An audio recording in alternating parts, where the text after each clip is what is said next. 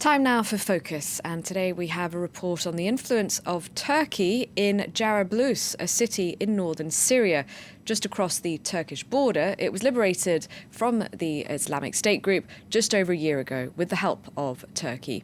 Ankara also helping with rebuilding, and the population has boomed. Fatma Kisibolga and Hussein Assad sent us this report. This line of trucks grows a little longer every day, now stretching several kilometers along the border between Turkey and Syria. The trucks carry goods that Ankara allows to be transported to areas controlled by the Free Syrian Army brigades, who benefit from its support. Most of the time we transport iron and cement to supply to construction work in areas controlled by the Turkish army, but we're not allowed to go further down south past Jarablus. These drivers are not the only ones crossing the border. According to the Turkish authorities, an average of 200 refugees return to Syria each day.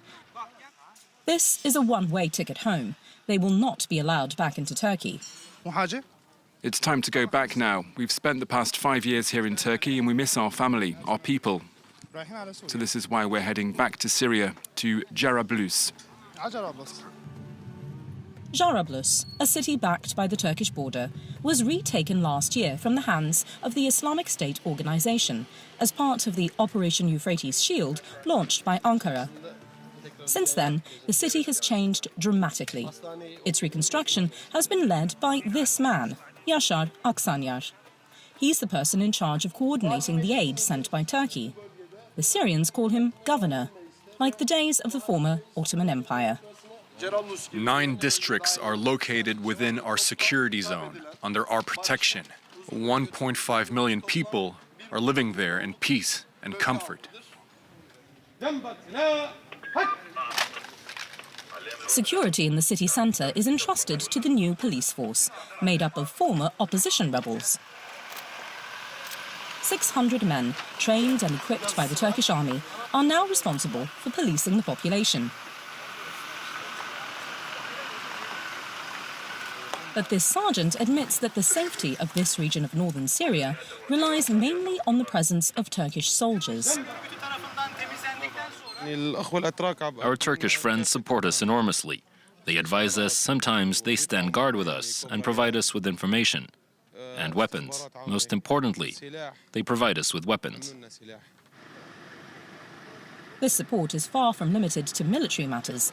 In Jarablus, even the fire trucks come from Turkey. The Turkish post has opened an office. An ATM has been installed, although it is not working yet. They have even built children's playgrounds.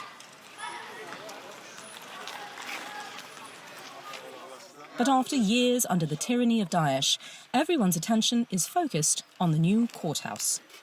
The judge offers us a tour, and we understand very quickly that certain subjects remain taboo.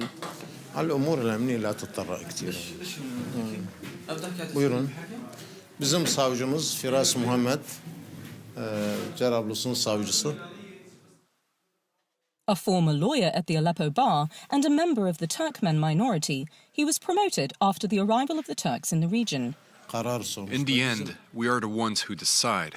If that is what you imply, the decisions go back to the Syrian judges. But it's true that the Turks support us and advise us, because state bodies here had been destroyed. Thank God Turkey is a great country and helps us not only from a logistic point of view, but also by providing us with legal advice. The children are back at their school, renovated by Ankara, and dedicated to the memory of the victims of the coup attempt in Turkey. The syllabus has also been modified. While French was traditionally taught as a second foreign language, it has been replaced by Turkish. And the teachers are former refugees, returning after several years in Turkey. French is no longer being taught here in Jarablus, contrary to the rest of Syria. Turkey is a friend and an ally, so we believe children should learn the language. Later, if they want to study in Turkish universities, it will be easier for them to do so. It is impossible to escape the influence of Turkey. The only hospital in the city was built by Ankara. And the patients are greeted by a portrait of President Erdogan, acclaimed here as a hero.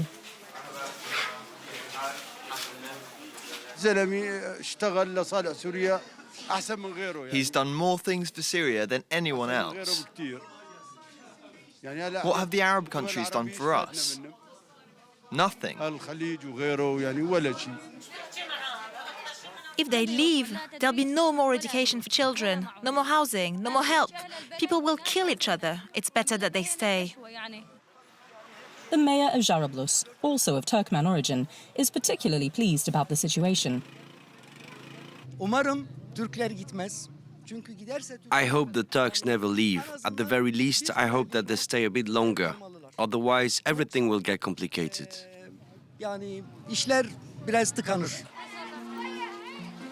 Officially, Erdogan promises that his army will remain in this border region of Turkey as long as necessary in order to maintain order and security. Ankara intends to have a say in the reconstruction of Syria, which has already begun, at least in this part of the country.